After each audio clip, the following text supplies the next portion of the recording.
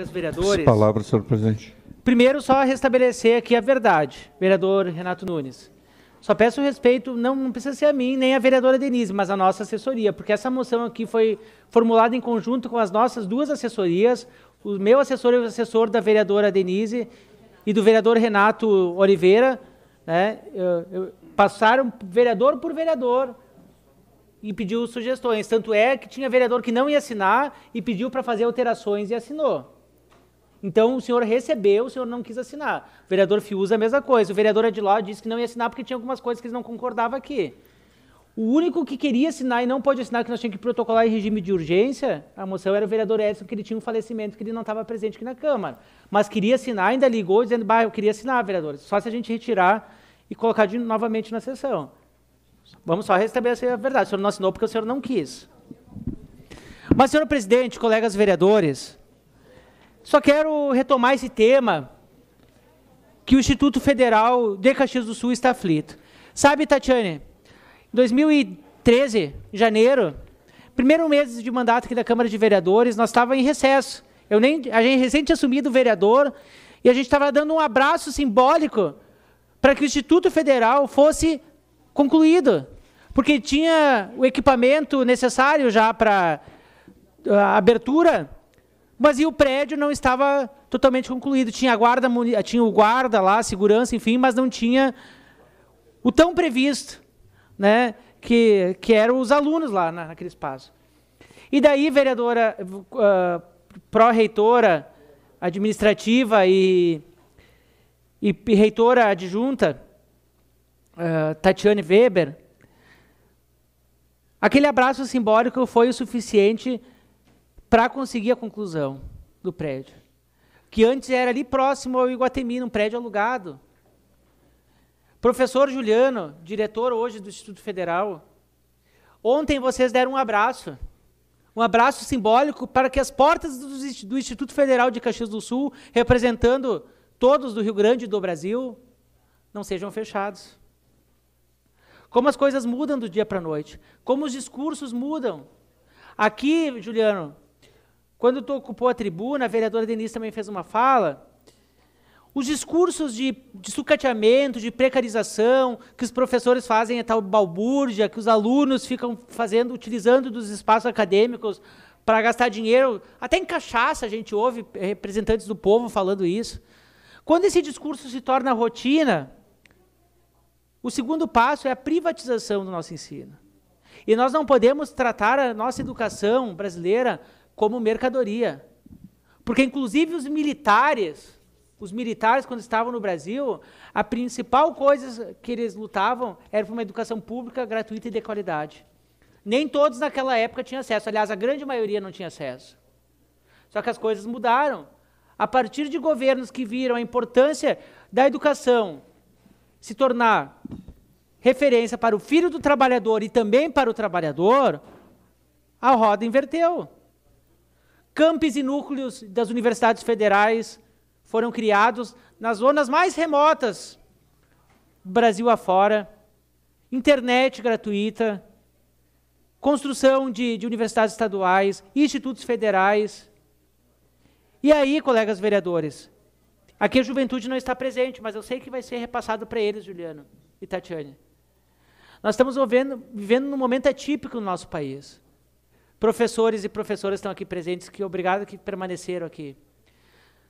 O Brasil está vivendo esse momento atípico e, vereador Frisso, todo o débito está sendo depositado nas costas da nossa juventude.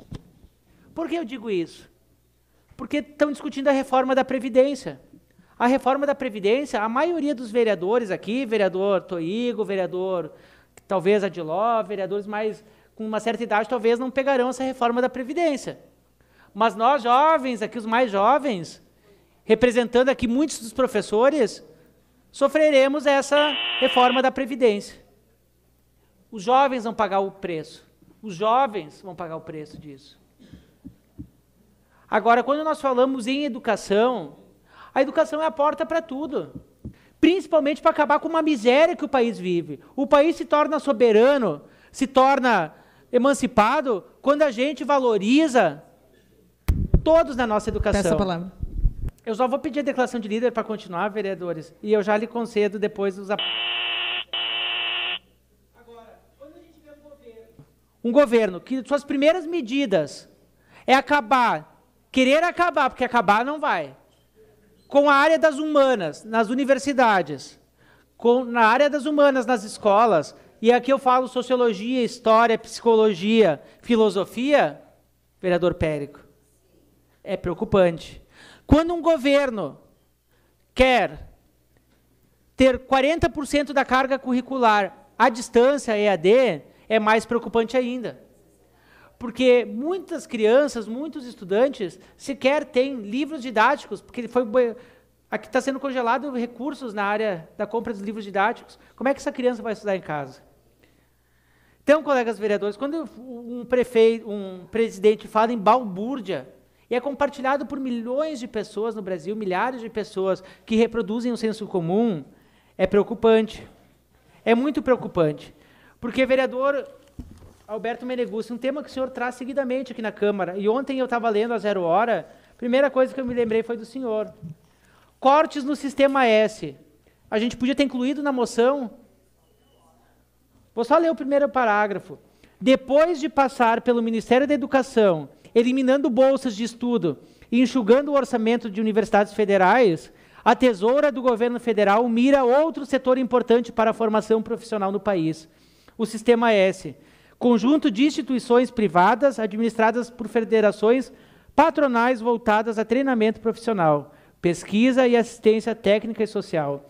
Ao todo, são 9 corporações estabelecidas pela Constituição, cada uma voltada a uma área, como indústria, comércio, agronegócio e pequenas empresas. Se o plano for adiante, o receio é que desapareçam 90 mil vagas gratuitas no Rio Grande do Sul. 90 mil vagas gratuitas no Rio Grande do Sul. As instituições têm parte de seu orçamento viabilizado pelas contribuições fiscais pagas pelas empresas. Essas alíquotas são recolhidas pelas companhias compulsoriamente e então devolvidas pelo governo ao Sistema S. As alíquotas pesam sobre a folha de pagamento e variam conforme o setor de atuação das empresas, de 0,2% a 2,5%. Uma conta de cerca de 17 bilhões por ano. As entidades também captam recursos por meio de prestação de serviços, como treinamento pagos, consultorias e parceria para pesquisas. Este governo ele está perdido. Ele está na contramão daquilo que ele propôs em período eleitoral. Porque quando ele propôs que professor deveria de ser filmado, professor deveria de seguir as regras, isso a gente achou que era até piada. Agora, quando a gente corta a capacitação de professores, a formação de cidadãos para estar preparado numa sala de aula, pagando cursos para extensão, pagando pesquisas de incentivo para nós tornarmos um país soberano, sem depender de capital estrangeiro intelectual e também tecnológico, é lamentável, porque nós tornaremos novamente submissos a outras potências. Então, colegas vereadores, essa moção aqui, assinada pela grande maioria, ela é um respaldo da Câmara de Vereadores de Caxias do Sul, um respaldo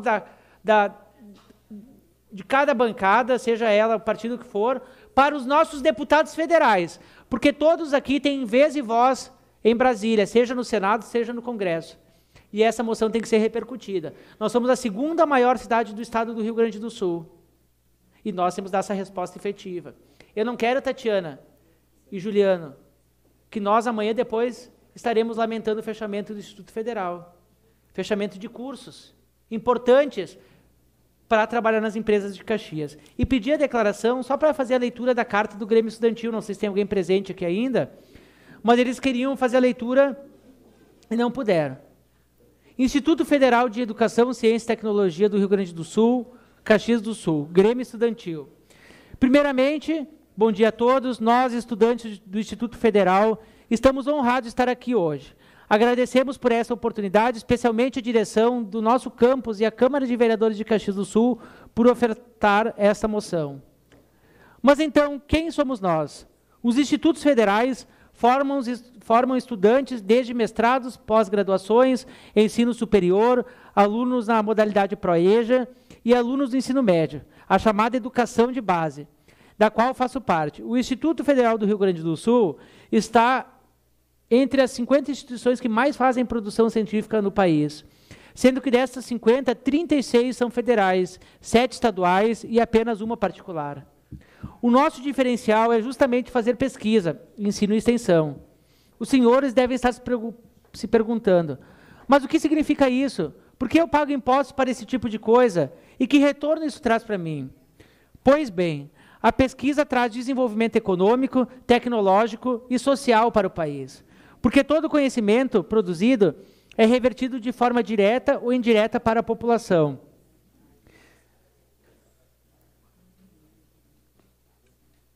Gostaria de citar aqui o caso da ex-estudante Juliana Estradiotto, aluna do ensino médio técnico do campus Osório do Instituto Federal, que nesse exato momento está na Intel International Science and Engineering Fair, no estado do Arizona, nos Estados Unidos, apresentando seu trabalho desenvolvido no Instituto Federal.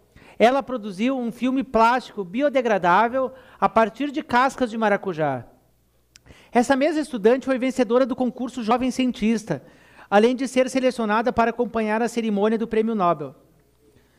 Na nossa cidade, os estudantes do Instituto Federal, Campus Caxias do Sul, participaram da 16ª Jornada Espacial em São Paulo, realizada pela Sociedade Astronômica Brasileira e Agência Espacial Brasileira. Como exemplo de atividade de extensão, de apoio à comunidade, cito os projetos Movion, que oferece cursos de inglês nos mais variados níveis para a nossa população em geral de forma gratuita. Se não houver recurso, não é possível a realização de projetos como intitulado Previsão da Rigorosidade no Fresamento do Topo com Emprego de Redes Neurais, projeto fundamental para o desenvolvimento econômico e industrial da nossa cidade, que é um dos maiores polos metalmecânicos. E estes alunos, todos do campus de Caxias do Sul, a poucos quilômetros dessa Câmara de Vereadores, a grande maioria deles do ensino médio, de uma instituição em que 61% dos alunos possuem renda familiar per capita igual ou inferior a um salário mínimo e meio. Não estão aqui hoje fazendo esse apelo apenas pelo próprio futuro, mas sim pelo futuro de vocês e de todos dessa cidade.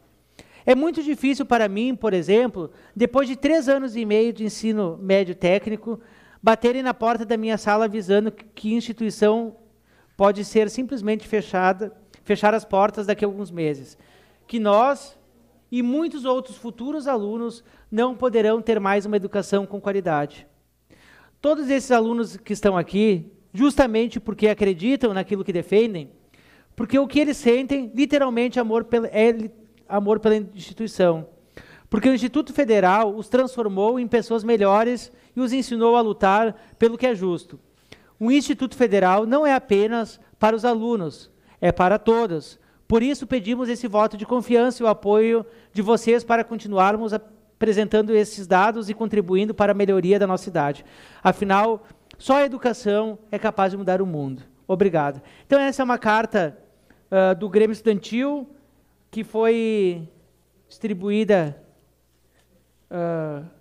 para a maioria que estavam aqui presentes, não puderam fazer a leitura, então o fiz aqui agora. Agora, sabe, colegas vereadores, qual deveria ser o discurso de um Congresso Federal, do nosso presidente da República? Eu não vejo isso em nenhum momento. É que a partir do governo Michel Temer, quando ele tratou de precarizar a educação, a saúde, a assistência social, com a emenda 95, que reduziu recursos, bilhões de recursos para a nossa educação e saúde, veio uma avalanche de cortes, pessoas voltando para a extrema miséria no nosso país, aonde aquela criança que estava na sala de aula, hoje, quem está estendendo a mão para essa criança são os traficantes, aonde essa criança fazia projeto de cultura e lazer no contraturno, ela está na rua, ociosa. Sabe, colegas vereadores, o que nós deveríamos estar debatendo? Nosso Congresso, nosso presidente, taxar as grandes fortunas, taxar os grandes sonegadores, que somente taxando os grandes sonegadores que devem bilhões de impostos para a nossa nação, mas que estão aí patrocinando campanhas de forma irregular para políticos estarem no poder. a nossa juventude, que não tem vez e voz, está sendo penalizada por uma reforma da Previdência, mas principalmente por cortes da nossa educação. Educação essa que vai desde o ensino do ensino fundamental até a área de pós-doutorado, e que isso vai impactar logo ali na frente, quando a nossa nação se tornar mais submissa ainda para o capital intelectual, estrangeiro e tecnológico. Obrigado, senhor presidente, obrigado pela tolerância, diretor Juliano, Tatiane, nossa reitora, e todos os professores e estudantes que ainda permaneceram aqui. Obrigado. Vereador Felipe.